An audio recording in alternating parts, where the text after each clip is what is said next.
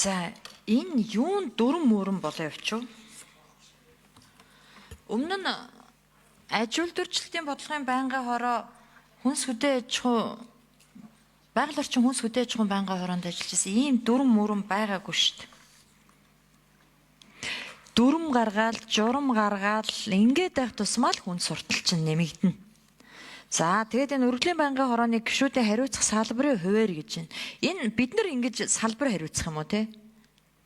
Энэ хэрэггүй. Миний бодлоор энэ дүрмчин ч хэрэггүй. Энэ гишүүдийн хариуцах салбар малбар гэж ингэж их хурлын гишүүдийг хайрцаглах ерөөсөө хэрэг байхгүй. Нээлттэй л байжсэн дээр.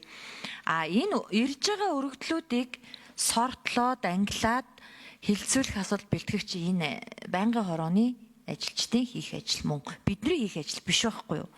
Би бол нэгдүгээр тэгж бодож байна. Дүрмтэй болоод журамтай болоод одоо энэ өргөдлийн байнгын хороонд асуудлын загвар магвар энэ яах юм? Энэ хэрэггүй шүү дээ. Хүн ер нь юугаар ч явуулж болно. Энэ ийм улам л хүнд суртал шат дамжлага битээ нэмээ. Энэ хэрэггүй. Хэдүүлээ зүгээр задгаал бай. Тэгтээ ганц анхаарах юм нь түрүүний Бат Эрдэнэ гишүүний хэлдгээд бид мэрэгжлийн байнгын хороо байх хэрэгтэй байхгүй юу? Тэгэхээр дэгийн дугуй хуулиндаа өөрчлөлт оруулах асуудлаа яарвчлах хэрэгтэй. Тэгжээж бид нар хүчтэй болно. Тэгжээж ард түмнийхээ асуудлыг шийдвэрлэхэд энэ өргөдлийн байнгын хороо ингэсэн байх шүү гэдэг асуудал гарч ирж ард түмэн биднэрт хандаж бидрээс аврал тусламжаа эртгэл болох ёстой. Тэгэхээр намайг дарга энэ бол яг ажил хэрэгч хүний зам би ойлгож байна. Гэхдээ энэ дэмий. Би бол энийг дэмжихгүй байна манайхаа. Бид нар энэ дүрмээр яах юм? Бид нар энэ журмаар яах юм? Дүрм журмаас их юм Монголд алга ба шүү дээ. Энэ өргөдлийн байнгын хороонд юм бичихийн тулд нэг юм маяг заягт бөглж яах юм бэ? Зүгээр л ямааныхаа бэлчээр дээрээс л олдсон цаасан дээр, нойлын цаасан дээр чамаагүй бичил явуулах л тээ. Бид нар тэрийг аваад ярьчих л та. Би бол тэгж л бодож байна. Тэгээ энэ мөнх ашиглан гишүүнээ наад артлын форум бол ерөөс өргөдөл гаргагчд хамаатай юм бол биш. Өргөдөл гаргагчд бол ямар форумоор яах вэ хуулиараа угаасаа нээлттэй.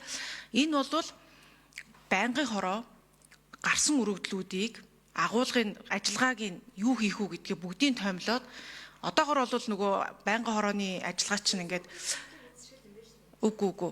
Энэ бол ерөөсөө гишүүдэд ийм өргөдлүүд хийгээд, ийм ажиллагаа хийгээд, ийм шийдвэрүүд гарч ишүү гэдгийг тайлагнах форм юм.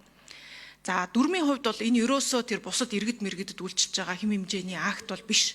Ерөөсөө манай дотоод үйл ажиллагаатай холбоотой тим юм баггүй юу? Дотоод үйл ажиллагаатай ийм дүрм байхгүй бол одоо миний үзмжээр болчих гээд байна. Яг үнийг хэлэхэд.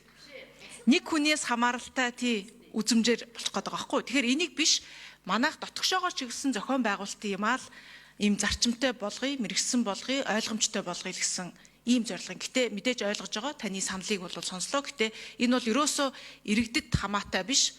Бидний дотор энэ өргөдөл гомдлоо яаж ангилах уу, яаж архивлах уу, ямар ажиллагаа хийснэ, ямар форматаар авах уу гэд та бидний хамтдаа явсан нөгөө Германы Бундестагийнхаа загвар эдрийг харж агаад тэр туршлагаасаа харж агаад л хийсэн.